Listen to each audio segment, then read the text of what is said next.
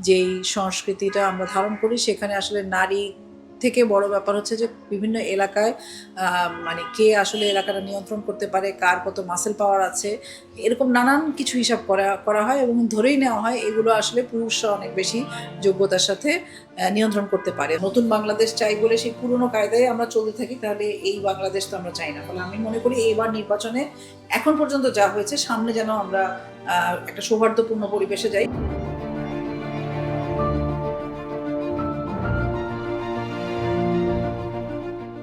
এখন পর্যন্ত আমাদের যেই নির্বাচনী প্রচারণার কাজ আমরা চেষ্টা করছি, এই 3,33,000 ভোটার 6টি ওয়ার্ডে রয়েছে। এটি একটি ঢাকার প্রাণকেন্দ্র বলা যেতে পারে। ফলে এই বিস্তৃত এলাকার মধ্যে আমরা যখন কাজ করতে যাচ্ছি, জনগণের সাথে জনসংযোগ করার চেষ্টা করছি, তাদের কাছে মাথাল মার্কার সমর্থন নেওয়ার চেষ্টা করছি এবং এই করতে গিয়ে আমাদের কাছে এখন পর্যন্ত পরিবেশ এই অঞ্চলে এখন পর্যন্ত আমাদের মোটামুটি সন্তোষজনক। কিছু কিছু জায়গায় আমরা দেখেছি যে আমাদের ফেস্টুন বা আমাদের প্রচারপত্রের উপরে অন্য দল সেটা তাদের নিজেদের প্রচারপত্র বা ফেস্টুন লাগিয়েছে, যেটা কাঙ্ক্ষিত নয়।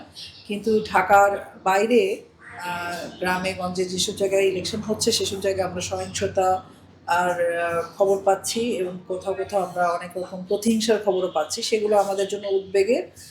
আমরা মনে করি যে সকল প্রার্থী যাতে সমান সুযোগ পায় এবং এখানে কোনো রকম সহিংসতা, কোনো রকম প্রতিহিংসা, কোনো রকম হানাহানির বদলে একটা সুষ্ঠু গণতান্ত্রিক পরিবেশে যাতে সকলে প্রার্থী অংশগ্রহণ করতে পারে এবং ভোটাররাও নির্ভয়ে ভোট দিতে আসতে পারে, সেই পরিবেশটা যাতে তৈরি হয়, সেটাই আমরা চাই। নারী হিসাবে প্রতিবন্ধকতা এখনো আসলে যেভাবে ওইভাবে হয়তো দেখছি না, কিন্তু সাংস্কৃতিক জায়গা থেকে আমরা যদি সাংস্কৃতিক জায়গা থেকে দেখি যে আমরা যে সংস্কৃতিতে বসবাস করি সেইখানে নারী নেতৃত্বকে আসলে ঠিক নেতৃত্ব হিসাবে সমাজ এখনো দেখতে প্রস্তুত হয় নাই।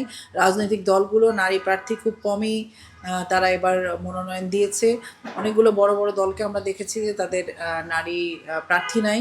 সেই সমস্ত জায়গা থেকে আসলে এখন পর্যন্ত আমাদের দেশের একটা পুরুষতান্ত্রিক সমাজ ব্যবস্থা এবং সেখানে যেই সংস্কৃতিটা আমরা ধারণ করি সেখানে আসলে নারী থেকে বড় ব্যাপার হচ্ছে যে বিভিন্ন এলাকায় মানে কে আসলে এলাকাটা নিয়ন্ত্রণ করতে পারে, কার কত মাসেল পাওয়ার আছে, এরকম নানান কিছু হিসাব করা করা হয় এবং ধরেই নেওয়া হয় এগুলো আসলে পুরুষরা অনেক বেশি যোগ্যতার সাথে নিয়ন্ত্রণ করতে পারে। ফলে আমরা এই জিনিসগুলোকে মনে করি এই ধারণার বাইরে গিয়ে সকল নারী পুরুষ সকলেই যাতে সমাজে নাগরিক মর্যাদায় পান এবং প্রার্থী হিসাবেও যাতে সমাজে ইতিহাসে এবং রাষ্ট্র গঠনে আমরা ভূমিকা রাখতে পারি, সেটার জন্য আমি নির্বাচন করছি এবং সেই নির্বাচনে আমি আশা করি যে আমার অঞ্চলের এই ঢাকা 12 যারা আছেন তারা মাথার মার্কার পাশে থাকবেন এবং নারী পুরুষ নির্বিশেষে কে আসলে যোগ্য ব্যক্তি, কে আসলে বাংলাদেশকে এগিয়ে নিতে পারবে, বাংলাদেশকে রক্ষা করতে পারবে, এটাই বিবেচনা হওয়া উচিত। সে নারী কি পুরুষ সেটা বিবেচনা হওয়া আমি মনে করি না সঠিক। আমি মনে করি যে গত 30 বছরের রাজনৈতিক সাংগঠনিক অভিজ্ঞতার জায়গা থেকে আমি বিশেষভাবে যেই প্রশ্নগুলোকে সামনে আনতে চাই সেটা হচ্ছে নারীর অধিকার এবং বাংলাদেশের শ্রমজীবী মানুষের অধিকার। একই সাথে বাংলাদেশে যাতে সকলে নাগরিক হিসাবে তাদের মর্যাদা পায় এবং সকল ধর্মের মানুষ যাতে একটা সহাবস্থান পায়। এছাড়া অন্যান্য অনেকগুলো কর্মসংস্থানের বিষয় আছে এবং আমি মনে করি যে নারীদের বিষয়ে নারীরা যাতে নিরাপদে বাংলাদেশে নাগরিক হিসাবে তাদের জীবনযাপন করতে পারে, প্রত্যেকটা কর্মস্থলে যাতে যৌন নিপীড়ন বিরোধী নীতিমালা এবং অভিযোগ সেল থাকে, নারীরা যাতে তার পরিচয়ের জায়গায় নাগরিকের পরিচয়টাই সবচেয়ে বড় হয়, সেইটার জন্য যা যা করা দরকার হয় সেটা হয়তো একদিনে সব কিছু করা সম্ভব হবে না, কিন্তু আমরা মনে করি যে আইন প্রণয়নের ক্ষেত্রে সেই জায়গাগুলো তো করা দরকার। নারী পুরুষ সকলে যাতে সমাজ এবং রাষ্ট্র থেকে সমান সুযোগ পায়, সেই জন্য যা যা আইনি পরিবর্তন করা দরকার সেগুলো করতে আমি বিশেষভাবে আগ্রহী।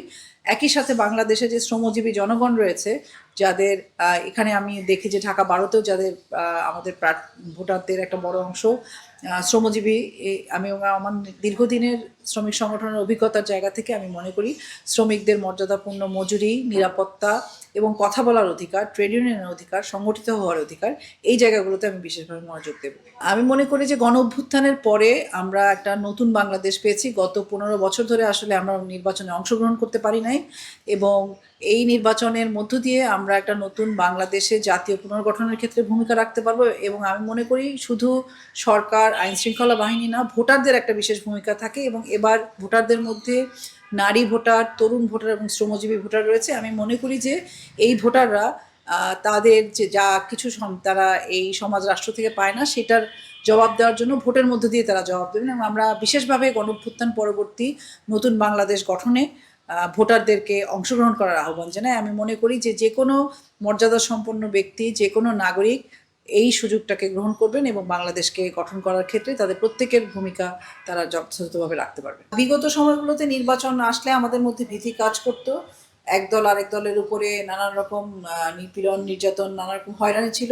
এবার কিন্তু আমরা কখনোই সেটা আশা করি নাই, যেহেতু আমরা একটা অন্তর্বর্তী সরকারের মধ্যে দিয়ে আছি এবং গণঅভ্যুত্থান পরবর্তী বাংলাদেশ, এই বাংলাদেশে আসলে আমরা এরকম কোনো চিত্র দেখতে চাই নাই।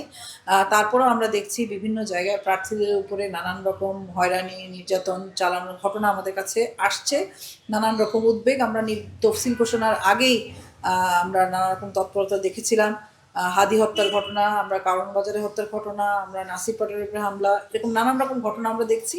আমরা কখনোই চাই না যে আমরা এই যে নতুন করে বাংলাদেশ গঠনের একটা সুযোগ পেলাম, নির্বাচনের মধ্য দিয়ে আমরা যে একটা গণতান্ত্রিক প্রক্রিয়া যাওয়ার চেষ্টা করছি, এই সময় এই ধরনের ঘটনা একেবারেই কাঙ্ক্ষিত নয়। আমরা মনে করি যে এই ঘটনাগুলো থেকে বেরিয়ে এসে একটা গণতান্ত্রিক পরিবেশ তৈরি করার জন্য রাজনৈতিক দলগুলো বিশেষ ভূমিকা রাখতে পারে এবং ভোটাররাও বিশেষ ভূমিকা রাখতে পারে।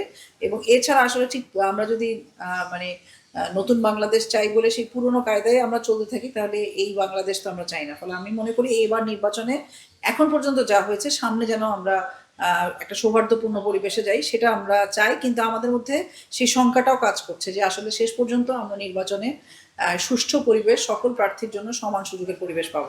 আসলে যে সহিংসতার খবর আমরা পাচ্ছি সেটা যদি বন্ধ না হয়, আমরা আসলে নির্বাচনের মধ্য দিয়ে যে গণতান্ত্রিক প্রক্রিয়ায় যাওয়ার জন্য আমরা মনে করি এই মুহূর্তে খুব জরুরি, সেটা কঠিন হয়ে যাবে। এবং এটা ছাড়া আমাদের আসলে কোনো পথ নাই। এখন এই মুহূর্তে আসলে আমাদের নির্বাচনে যাওয়া ছাড়া গণতান্ত্রিক পথে আমাদের যে চর্চা বা জবাবদিহিতার আসছে সেই জায়গাগুলো প্রতিষ্ঠা করা সম্ভব না।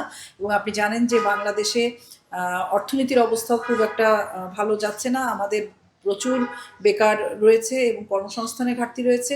পুরো দেশে বিনিয়োগেরও একটা ঘাটতি রয়েছে। আমাদের নির্বাচনের মধ্য দিয়ে দেশে একটা স্থিতিশীল পরিস্থিতি না তৈরি হলে আমাদের অর্থনীতির মধ্যেও দেখা যাবে যে নানান রকম অস্থিতিশীল পরিস্থিতি আছে, আমাদের তরুণদের মধ্যে নানা রকম হতাশা কাজ করবে।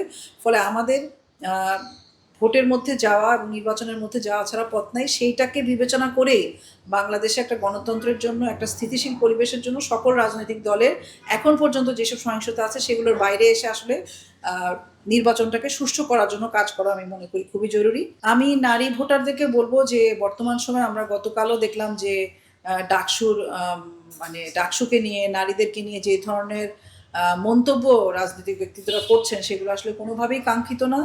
এবং আমাদের নির্বাচনের মধ্য দিয়ে আমাদের নারীরা, যারা বাংলাদেশের 51%, তারা আসলে ভোটের মধ্য দিয়ে তারা জবাব দেবেন যে বাংলাদেশে আসলে বাংলাদেশে নারী পুরুষ সকলের দেশ। এই দেশে কাউকে নারীদেরকে হয়রানি করে, নারীদেরকে নানাভাবে তুচ্ছতাচ্ছিল্য করে নতুন বাংলাদেশ গঠন করা সম্ভব না। বাংলাদেশে কোনো গণতান্ত্রিক পরিবেশ, বৈষম্যহীন পরিবেশ করা সম্ভব না। সে কারণে আমরা ভোটারদেরকে বলি, বিশেষ করে নারী ভোটারদেরকে বলি, নারীর যে শক্তি, নাগরিক হিসাবে তার যে উপস্থিতি, সেটার জানানটা তারা ভোটের মধ্যে যেন দেয়।